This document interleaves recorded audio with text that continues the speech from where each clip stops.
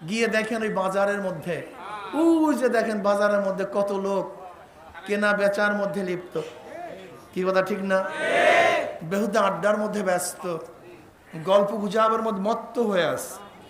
কপাল পরা মাহফিলে বসতে বয়ান শুনতে পয়সাও লাগে না, কষ্টও লাগে না। এত সহজ, এত আসানির সাথে মাহফিলে বসতে পারে, চলেই আসছে মাহফিলে, কিন্তু বসার তৌফিক হয়নি। আবার মাহফিলের মধ্যে খোঁজ করে দেখবেন কিছু আল্লাহ পাকের বান্দা বহুত দূর দূরান্ত থেকে বহুত কষ্ট করে স্বীকার করে, দোকানের মধ্যে তালাবদ্ধ করে, ব্যবসার মধ্যে লাথি মেরে, দুনিয়ার সমস্ত ঝামেলাকে পদদলিত করে মাহফিলে হাজির হয়ে গেছে। ওই ব্যক্তি এত কাছে কিন্তু মাহফিলে আসতে পারে নাই। আপনি এত দূরের থেকে আসছেন কিভাবে চিন্তা করছেন একদিনও? এইটাই চিন্তা করেন না, ব্যাপারটা এখানে। আলী রাদিয়াল্লাহু ফরমান, আলী রাদিয়াল্লাহু ফরমান, আমি আল্লাহকে চিনছি, আমি আমার আল্লাহকে চিনছি। বলে কিভাবে চিনছি? একটা কাজ করব, সমস্ত প্রস্তুতি গ্রহণ করছি, কাজ হবেই হবে, বাধাও নাই, কাজটা করবই করব, কিন্তু দেখি কাজটা হলো না। ঘটনা কি? আমি নিশ্চয়ই কাজটা করব, কাজের প্রস্তুতি সব সম্পূর্ণ, সব কিছু ঠিক, কিন্তু কাজটা হইল না কেন? কারণটা কি? তার মানে আমার পিছনে আর এক শক্তি আছে। কি আছে? সেই শক্তির নাম কি? সেই শক্তি অদৃশ্য এক শক্তি, যে শক্তি আমাকে কাজটা করতে দেয়নি, সংগৃহীত দেয়নি। আমার প্রস্তুতির কমতি ছিল না, লেকিন ভিতরের পিছনের যে শক্তি আছে সেই শক্তির ইচ্ছা ছিল না, কাজটাও হয় নাই। তা আপনি এত দূরের থেকে আসছেন, ওই ব্যক্তি এত কাছের থেকে আসতে পারে নাই, নিশ্চয়ই পিছনে এক শক্তি কাজ করে। সেই শক্তির নাম কি? সেই শক্তির নামে আল্লাহ। আপনি ভাবিয়েন না আপনি কাজটা করতেছেন, আপনি ভাবিয়েন না আমি, না, পিছনে আর একটা শক্তি আছে।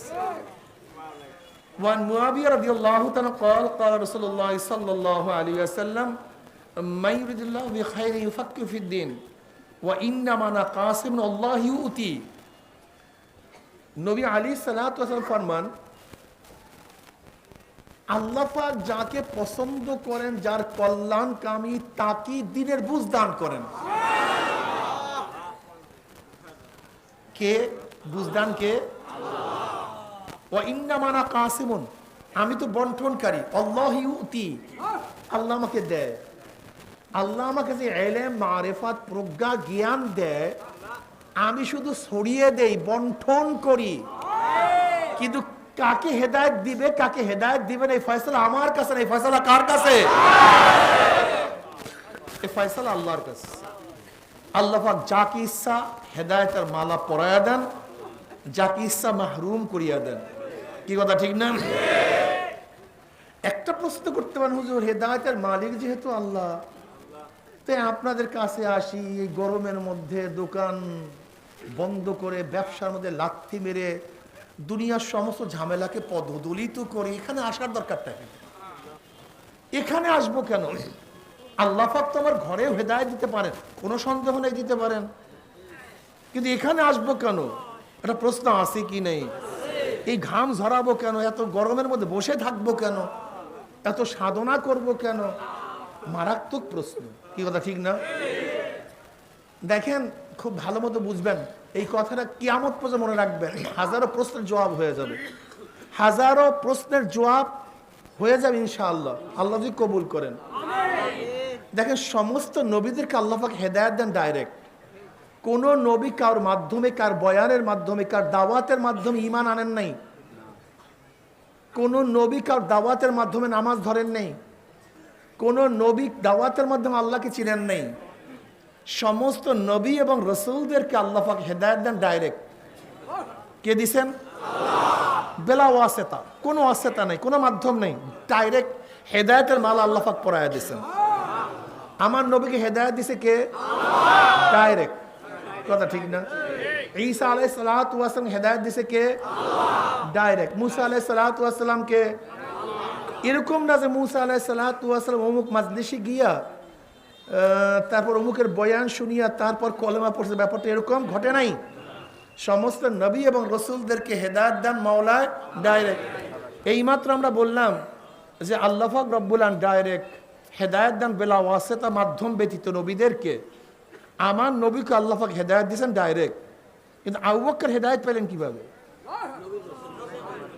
বলেন তো? সবাই তো চুপচাপ বসে রয়েছেন। ওমর রাদিয়াল্লাহু হেদায়েত পেলেন কিভাবে? ওসমান রাদিয়াল্লাহু তাআলা পেলেন কিভাবে? আলী রাদিয়াল্লাহু তাআলা আনহু? মাসালা সহজ।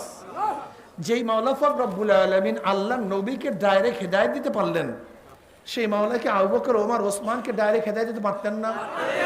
দিলেন না কেন? এইটা হলো মাসালা। প্রশ্ন এখানে। পারতেন না তা না, পারতেন, দিলেন না কেন? এইটা হলো প্রশ্ন। এইটার জবাব আমাদেরকে জানতে হবে। এইটার জবাব জানার জন্য আরেকটু প্রশ্ন করে জবাব দেন। আপনারাই জবাব দিতে পারবেন। দেখবেন আমি প্রশ্ন করব, আপনারা জবাব দিবেন, দেখবেন এমনিতেই সব জবাব চলে আসবে। আসলে সবাই জানি, কিন্তু খেয়াল নেই। আপনার আমার বাবা আছে কি নাই? মা আছে কি নাই? তা আদমের বাবা কে? আদমের মা কে? তা আপনি আমি বাবা ছাড়া নাই, মা ছাড়া নাই, তা আদম বাবা মা ছাড়া হইল কিভাবে? কে দিছে? তা আপনাকে আমাকে দিলেন না কেন? বুঝাতে পারিনি। আপনার বাবা আছে কি নাই? তা ঈসা আলাইহিস সালাতু ওয়াস সালাম বাবা কে? হ্যাঁ, তো ঈসা আলাইহিস সালাতু ওয়াস বাবা ছাড়া যদি আল্লাহ পাক সৃষ্টি করতে পারতেন, পারেন, তাহলে আপনাকে আমাকে পারতেন না? করলেন না কেন? প্রশ্ন আছে কি নাই? এটা এখানে রাখেন। এই মাসালাগুলো জানতে হবে। এইগুলো যদি জানেন তাহলে খুব পথ চলতে সহজ হবে, কেউ ধোঁকা দিতে পারবে না। মারিয়াম আলাইহিস সালাতু ওয়াস সালামকে আল্লাহ পাক অমৌসুমে মৌসুমের ফল খাওয়াইছেন। যেমন আমের দিন না কিন্তু আম খাওয়াইছেন, কথাটা জামের দিন না কিন্তু জাম খাওয়াইছেন। আপনাকে আমাকে খাওয়ান না কেন? প্রশ্ন আছে কি নেই? মাশাআল্লাহ। আপনি আমি আগুনের মধ্যে ঝাঁপ দিলে মরবো না বাঁচবো? তো ইব্রাহিম আলাইহিস সালাতু ওয়াস সালাম আগুনে বাঁচলেন কিভাবে? তা আপনাকে আমাকে বাঁচান না কেন? মাসালা আছে কি নেই? আপনাকে আমাকে যদি 1 ঘন্টা পানির মধ্যে চুবাইয়া ধরে, কি অবস্থা? পানির প্যাডের অবস্থা কি হবে? মরবেন না বাঁচবেন? তো ইউনূস আলাইহিস সালাম 40 দিন পানির নিচে ছিলেন, তিনি মরলেন না কেন? এই মাসালাগুলি সব সহজ। একটা হলো রব আর একটা সবাব। একটা রব আর একটা সবাব। রব এবং সবাবের মধ্যে পার্থক্যটা কি আমি ভাঙ্গায় দেবো, সবাই বুঝতে পারবেন, কোনো সমস্যা নেই। দেখেন আল্লাহ পাক কালামে পাকের মধ্যে ফরমান ওয়ালান তাজিদা লিসুন্নাতিল্লাহি তাবদীলা। দেখেন সুন্নাত শব্দ কোরআনের মধ্যে আসছে, সুন্নাত শব্দ হাদিসের মধ্যে আসছে, সুন্নাত শব্দ ফিকহের মধ্যে আসছে। যেমন কোরআনের মধ্যে সুন্নাহ ওয়ালান তাজিদা লিসুন্নাতিল্লাহি তাবদীলা, এই সুন্নাত শব্দের অর্থ কি? হাদিসের মধ্যে সুন্নাহ শব্দ আসছে আলাইকুম বিসুন্নতি ওয়া সুন্নাতিল খুলাফাইর রাশিদিন আল মাহদিয়িন তামাসসাকু বিহা ওয়া আদ্দু আলাইহা বিন নওয়াজিস মান তামাসসাকা বিসুন্নতি ইনদা ফাসাদি উম্মতি। এখানে সুন্নাহ শব্দ আসছে, কি কথা ঠিক না? এই সুন্নাহ শব্দের অর্থ কি? আবার ফিকহের কিতাবে দেখবেন হাজা সুন্নাহ, হাজা সুন্নাহ। এই সুন্নাহ শব্দের অর্থ কি? দেখেন সুন্নাহ কোরআনের মধ্যে যেইভাবে লিখছে হাদিসের মধ্যে একইভাবে লিখছে, ফিকহের মধ্যে বানানের মধ্যে স্পেলের মধ্যে কোনো পার্থক্য নাই। কিন্তু কোরআনের সুন্নাহর অর্থ, হাদিসের সুন্নাহর অর্থ আর ফিকহের সুন্নাহর অর্থ এক না। প্রত্যেক জায়গায় সুন্নাহর অর্থ ভিন্ন।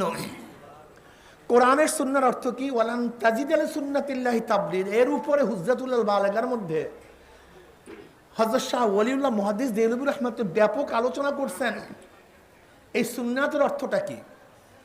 এই সুন্নাতের অর্থ হলো আল্লাহ পাক রব্বুল আলামিন দুনিয়াকে যেই নিজাম, যেই কানুন, যেই পদ্ধতিতে চালান, তুমি সাধারণত সেই পদ্ধতির ব্যতিক্রম দেখবা, পরিবর্তন হইতে দেখবা না।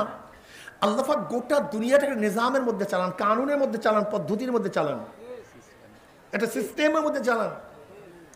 যেমন আগুনের মধ্যে আল্লাহ পাক সবাব দিয়েছেন পোড়াবার, এটা হলো সবাব, মানে আগুনের মধ্যে শক্তি আছে কিসের? পোড়াবার। যদি কেউ আগুনের মধ্যে পরে মুসাব্বাব সে পুড়িয়া যাবে। যেমন পানির মধ্যে আল্লাহ পাক তৃষ্ণা মিটাবার সবাব দিয়েছেন, সবাব। কারণ আমার তৃষ্ণা মিটছে কেন? পানি পান করার কারণে। কথাটা বুঝতে পারি না। আমি আগুনে পড়লাম, আমি পড়লাম কেন? আগুনে পড়ার কারণে। আমি পানির মধ্যে মরলাম কেন? পানির মধ্যে পড়ার কারণে। তার পানির মধ্যে পড়া হলো একটা কারণ, সবাব, আর মরিয়া যাওয়া মুসাব্বাব। আগুনের মধ্যে পড়া হলে সবাব, পুড়িয়া যাওয়া মুসাব্বাব। কথাটা বুঝাতে পারি না? তা আল্লাহ পাক রব্বুল আলামিন পানির মধ্যে তৃষ্ণা মিটাবার সবাব রাখছেন, কারণ রাখছেন। কেউ পানি পান করলে, কথা বলে না কেন, কেউ পানি পান করলে এইটি সবাব, এর ব্যতিক্রম দেখবা না। কার যদি তৃষ্ণা লাগে তাকে পানি পান করতে হবে। কি কথাটা বুঝাতে পারি না? কেউ যদি তৃষ্ণিত হও তাহলে তাকে কি করতে হবে? পানি পান করতে হবে। কাউর যদি ক্ষুধা লাগে তাকে খাইতে হবে। এটি হলো স্বভাব, কিন্তু রব না। স্বভাব স্বভাব, রব ভিন্ন। রব হলো আল্লাহ। রব কে? আল্লাহ। রব যদি স্বভাবকে বলে তুমি এই কাজ করতে পারবে না, যেমন আগুনের কাজ কি ছিল জানি, যদি আল্লাহ বলেন খবরটা পোড়াতে পারবে না, তখন মাশাআল্লাহ তো বুঝছেন। পানির স্বভাব কি ছিল না? তৃষ্ণা মিটানো। আল্লাহ যদি বলে তুই তৃষ্ণা মিটাতে পারবি না, তখন সেই পানি তৃষ্ণা মিটাতে, পানির মধ্যে ডুবাইলে কি জানি হইতো। আল্লাহ যদি বলেন খবরদার মারতে, তাহলে মারতে। তার রব ভিন্ন জিনিস, স্বভাব ভিন্ন জিনিস। রব স্বভাবের অধীনে না, স্বভাব রবের অধীনে। বলেন তো কি বলছিলাম? রব স্বভাবের, কারণের অধীনে, বরং কারণ রবের অধীনে। রব যতক্ষণ পর্যন্ত প্রত্যেকটা জিনিসের মধ্যে যে ক্ষমতা দিছেন, ওই ক্ষমতা যতক্ষণ পর্যন্ত রাখবেন ততক্ষণ পর্যন্ত তার ক্ষমতা থাকবে। কিন্তু রব যখন, তখন আর থাকবে না। কথাটা কি বুঝাতে পারছি? তাহলে বাপ মা ব্যতীত সন্তান হয় না। সন্তানের জন্য জরুরি স্বভাব হলো বাপ মা। কিন্তু আল্লাহ যদি ইচ্ছা করেন তাহলে বাপ মা ব্যতীত কি, এটা নিজাম না, এটা তার পদ্ধতি না, এটা তার নিয়ম সুন্নাত না। মাশাআল্লাহ, এটা তার সুন্নাত অর্থ কি? নিয়ম, পদ্ধতি, কানুন। যেরকম আম গাছের আটি লাগাইলে কি গাছ হবে, এইটাই নিয়ম। সেখানে তেঁতুল গাছ হইতে দেখবেন না। আবার তেঁতুল গাছের বীজ লাগাইলে কি হবে, এর ব্যতিক্রম। কিন্তু আল্লাহ যদি ইচ্ছা করেন ব্যতিক্রম করতে পারেন। মাইকের অবস্থা এরকম কেন? বেয়াকুবের বাচ্চা বেয়াকুব, তোমার মাইকের অবস্থা গুনগুন করবে কেন? মাইকটা পিছনে দেছো কেন?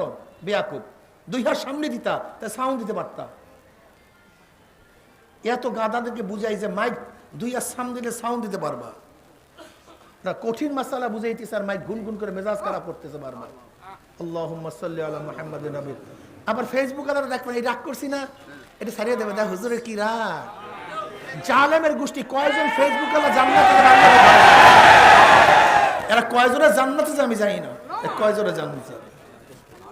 কার কতটুক দোষ আছে, কার কতটুক ত্রুটি আছে, ওরা জান্নাতে যাওয়া। আল্লাহ যদি নেয়, আল্লাহ যদি নেয়, দেখেন দেখবেন এটা দেখ হুজুরের কি রাগ।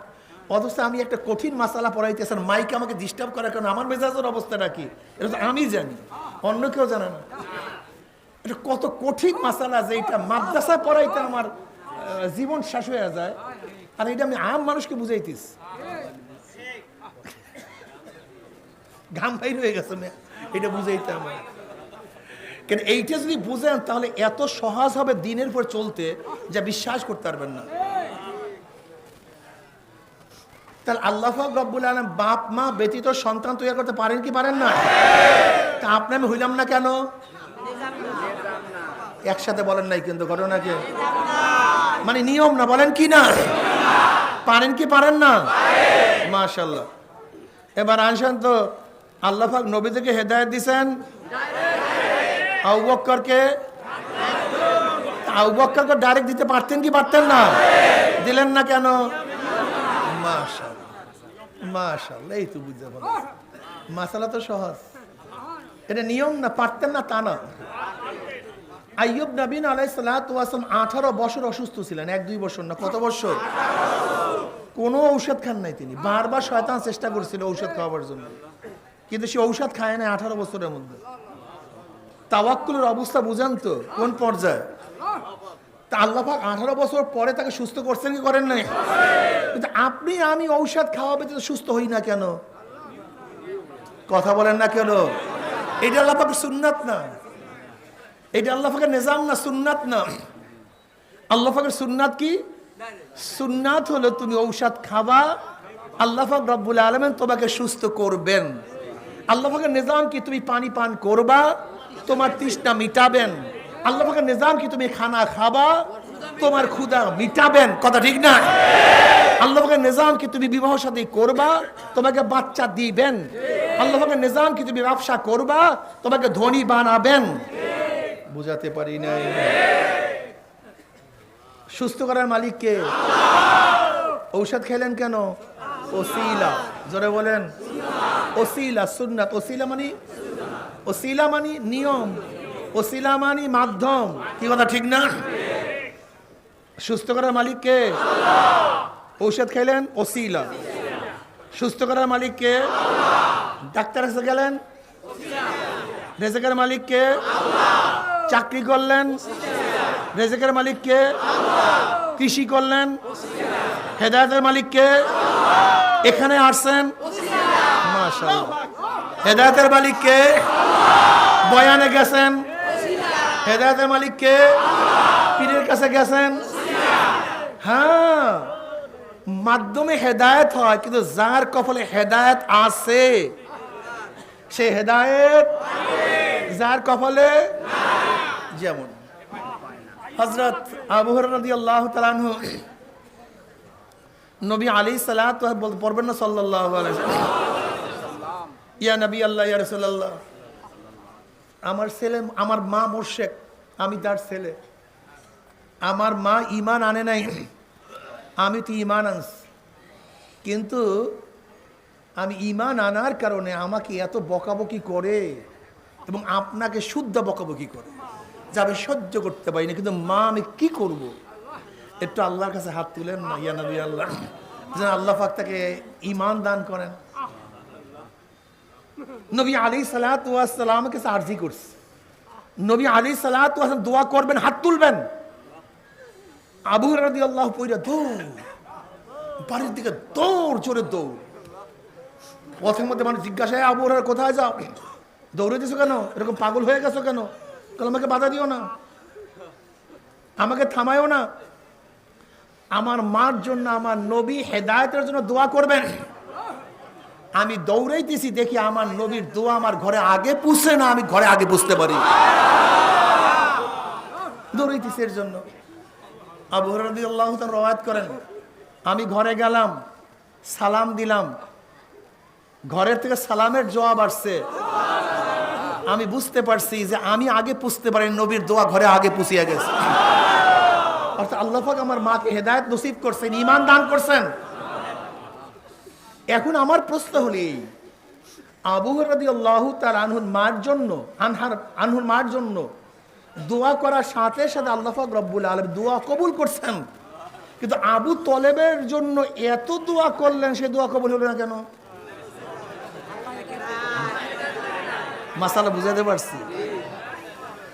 মাধ্যম লাগবে, কিন্তু ওই রব যতক্ষণ পর্যন্ত মাধ্যম কার্যকারী করবেন ততক্ষণ কার্যকারী হবে, কিন্তু যখন কার্যকারী বন্ধ করে দিবেন, একেবারে ক্লিয়ার মাসালা।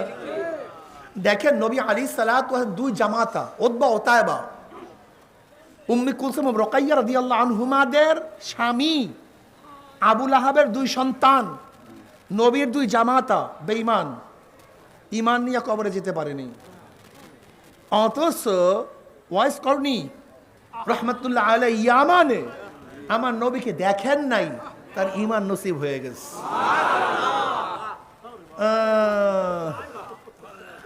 জাল দিয়া কি ধরে ভাই? কিন্তু আপনি জাল যদি মাঠের মধ্যে মারেন, সেখানে মাছ পাবেন কেন? জাল দিয়ে তো মাছ ধরতে, মাঠের মধ্যে মাছ পাবো কেন? যেখানে মাছ পাওয়া যায় জাল সেখানে মারতে হয়, যেখানে পাওয়া যায় না সেখানে জান মারলে মাছ পাওয়া যাবে। ঠিক হেদায়েত যেখানে পাওয়া যায় সেখানে যাইতে হয়, যেখানে হেদায়েত পাওয়া যায় সেখানে না গেলে হেদায়েত পাওয়া যায় না। এই সমস্ত জায়গায় হেদায়েত পাওয়া যায়, এর জন্য সমস্ত জায়গায় আসছি। অফতাগু ইলাইহিল ওয়াসিলা, তালাশ করে মাওলা পর্যন্ত পৌঁছাবার ওসিলা। এই ওসিলা কি? ব্যাপক। নামাজ, রোজা, হজ, যাকাত, যত নেক, এইখানে আসা, পীরের কাছে যাওয়া, জিকির আজকার করা, সব ওসাইল। ওসাইল কোনো শেষ নাই, কোনো সীমা নাই। কিন্তু আপনাকে অবশ্যই মনে রাখতে হবে ওয়াসাইল তো খুবই জরুরি, কিন্তু যার কপালে আল্লাহ পাক হেদায়েত লিখছেন সে হেদায়েত পাবেন, যার কপালে হেদায়েত লিখেন নাই সে হেদায়েত পাবে না। কথাটা ঠিক না? নবী রাসূলদেরকে আল্লাহ পাক হেদায়েত দিয়েছেন ডাইরেক্ট। নবী রাসূলের বাইরে সমস্ত মানুষকে আল্লাহ পাক হেদায়েত ওয়াসাইলের মাধ্যমে। যেমন এখানে যত মানুষ আছেন, যদি প্রশ্ন করে ভাই কেন নামাজ পড়তেছেন, বলবেন আমার বাবাকে দেখছি, আমার দাদাকে দেখছি, আমার মাকে দেখছি, আমার মা আমাকে বলছে, আমার মা আমাকে নসিহত করছে, আমি অমুক পীরের কাছে গেছিলাম, আলেমের বয়ান শুনছি, ওরকম কিতাব পড়ছি। নাকি ভাই বলবো না? যে কোনো একটা কারণ বলবো, যে কোনো একটা কারণ। দেখেন আপনি কেন টুপি পড়ছেন, আপনি কেন দাড়ি রাখছেন, আপনি কেন নামাজ পড়েন, খেয়াল করে দেখেন। যে কোনো একটা মাধ্যম, সে যেই হোক না কেন, আপনার বাবা হোক, আপনার মা হোক, আপনার বন্ধু হোক, আপনার ভাই হোক, উস্তাদ হোক, যেই হোক না কেন, একটা মাধ্যম। এইটি আল্লাহ পাকের নিজাম, এইটি আল্লাহ পাকের কানুন। এর জন্য খুবই প্রয়োজন যেখানে হেদায়েত পাওয়া যায় সেখানে যাওয়া।